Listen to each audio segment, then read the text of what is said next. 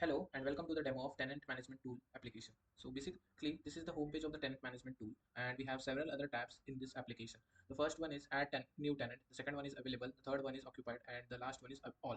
So let's go to each of the tab one by one. So on this page, a user can add a new tenant.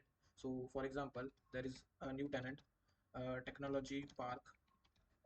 The location would be South Mumbai. I will keep description blank as it is not a mandatory field. Area, I would like to keep 10,000 square feet.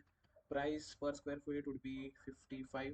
And similarly, just like description, this is not the mandatory field, so I will keep it as blank on this. And after that, I will click on the submit button.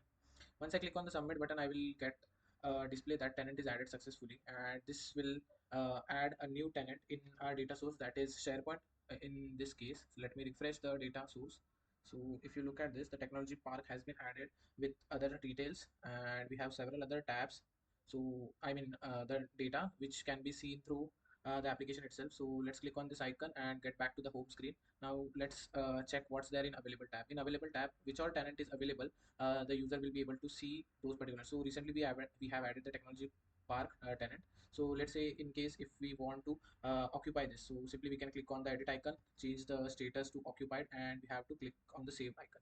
So once that is done, this that particular tenant will be removed from this particular available tab because it's no more available. And similarly, the status will also get changed in the database. So let's check it by refreshing it. If you look at this, the available status, it is as occupied. So let's now check the occupied state page. So here the ID number 12 technology park has been added into the occupied under occupied tab, and under all tab we have all the tenants which are either available or occupied, and on the top left we can see the count, which is 12. So it's just the basic application. We can add other functionalities as well, like we can give security rules and admin controls as well. But like for the demo sake, I have just developed the basic version of the tenant management tool. Yeah, that's it. Thank you.